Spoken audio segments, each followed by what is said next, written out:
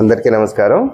పాత్రికేయ మిత్రులందరికీ కూడా ఈరోజు మన ఆంధ్రప్రదేశ్లో రాష్ట్ర వ్యాప్తంగా చూసుకుంటే ముఖ్యంగా నష్టపోతున్నది కళాకారులు.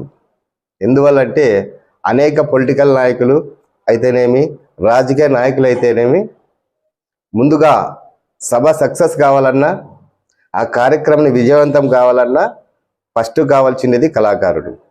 ఎందుకంటే అలాంటి కళాకారులకు ఈరోజు వాళ్ళ జీవనాధారం కరువయ్యి అనేక కళలు అంటే ప్రాచీన కళలు చెక్క భజన, కోలాటం, కీలుగురాలు, యక్షగానం, రామాయణము, తోలుబొమ్మలాట ఇలాంటి ఎన్నో కళలు అనగారిపోయి మొరగన పడిపోయినాయి ఈరోజు. ఎందుకంటే పాలకులు దీన్ని పక్కకి నెట్టేశారు. ఎందుకంటే ఈ కళలను గౌరవించాల్సిన బాధ్యత ప్రతి ఒక్క రాజకీయ నాయకులకి ఉంది, రాష్ట్ర ప్రభుత్వాల మీద ఉంది.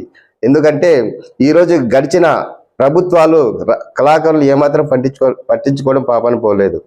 ఈ కళాకారులకి న్యాయం జరగాలంటే వచ్చే ప్రభుత్వమైన కళలను గుర్తించి ప్రతి ఒక్క నియోజకవర్గంలోనూ కూడా అనేక మంది కళాకారులు ఉన్నారు. ముఖ్యంగా ధర్మవరం నియోజకవర్గంలోనైతే 3000 మంది కళాకారులు గుర్తింపు కార్డులు ఇచ్చినటువంటి కళాకారులకి ఒక చోట ఈ కళారంగాలన్నీ కలిసి ఒక చోట కళాకారుల కాలనీ ఏర్పాటు చేసి ఆ కాలనీలో బడి కోసం, గుడి కోసం 3 ఎకరాల స్థలాన్ని కేటాయించి కళలన్నీ ఒకే చోట ఉండేటట్టుగా ప్రభుత్వాలు గౌరవించాలని చెప్పేసి సందర్భంగా నేను తెలియజేస్తున్నాం.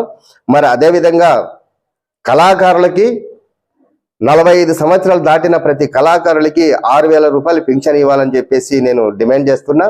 మరి అదేవిధంగా బడ్జెట్ సమావేశాల్లో దాదాపుగా 1000 కోట్లు కళారంగానికే కేటాయించాల్సిందని చెప్పేసి నేను డిమాండ్ చేస్తున్నాం.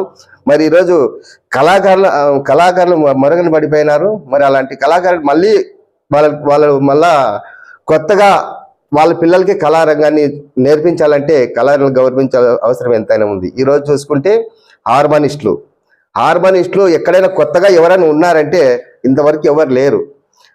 ఆ కొత్త హార్మోనిస్టులు తయారు చేయడానికి ఒక కమిటీ హాల్ ఏర్పాటు చేసి అక్కడ ఒక గురుకుల పాఠశాల మాదిరి వాళ్ళకి కళారంగాన్ని ఎట్లా నేర్పించాలా, హార్మోనియం ఎట్లా వాయించాలా, తబలా ఎట్లా వాయించాలా, ఇవన్నీ నేర్పించే దానికోసం ఒక స్కూల్ మాదిరి ఏర్పాటు చేయాలని చెప్పేసి నేను డిమాండ్ చేస్తున్నా రాష్ట్ర ప్రభుత్వాలకి. మరి ఇప్పుడు జరిగిపోయినటువంటి ప్రభుత్వము అసలు ఇవన్నీ పట్టించుకోకుండా వాళ్ళ సొంత లాభం కోసం ఈ కళారంగాన్ని తొందరలో దొక్కేసి మేము అన్నీ చేసామని చెప్పుకుంటుంది. ఇది తప్పు. కళలను గౌరవించండి, మీ భవిష్యత్తు బాగుంటుంది. కళని మనస్ఫూర్తిగా ప్రేమించండి, మీకు కూడా మంచి జరుగుతుందని చెప్పేసి సందర్భంగా నేను తెలియజేసుకుంటాను. ఈ కళారంగాల్లో కీలుగురాలు అయితేనేమి వాటిని వాళ్ళ పిల్లలకి నేర్పించడానికి కూడా వాళ్ళ పెద్దలు ఒప్పుకోవడం లేదు. ఎందుకంటే ఆ కళ నేర్చుకుంటే జీవనాధారం కరువు అవుతుందని భయపడి వాళ్ళకు కూడా ఆ కళారంగాన్ని నేర్పించడం లేదు. మరి అదేవిధంగా ఈ తోలుబొమ్మలు ఎంత పెద్ద కళ అంటే అదేవిధంగా మన ధర్మవరం మండలంలో నిమ్మలకుంట గ్రామంలో దళవాయి చలపతి అనే వ్యక్తికి కేంద్ర ప్రభుత్వము పద్మభూషణ్ అవార్డు కూడా ప్రకటించడం జరిగింది. మరి అంత పెద్ద కళలు ఉన్నటువంటి మన దేశంలో ఈ ప్రభుత్వాలు ఎందుకు ఈ కళారంగాన్ని మర్చిపోతున్నారు అని ఈరోజు నేను క్వశ్చన్ వేస్తున్నా. మరి అదేవిధంగా చెక్క భజన, తర్వాత యక్షగానం ఇలాంటివన్నీ కూడా భావితరాలకు కరువైపోయినాయి, కనుమరుగైపోయినాయి. వీటన్నిటినీ రక్షించాల్సిన బాధ్యత ప్రభుత్వాల మీద ఉంది. దయచేసి ఇప్పటికైనా కూడా కళారంగాన్ని బతికించాలని చెప్పి నేను మనస్ఫూర్తిగా కోరుకుంటూ సెలవు తీసుకుంటున్నాను.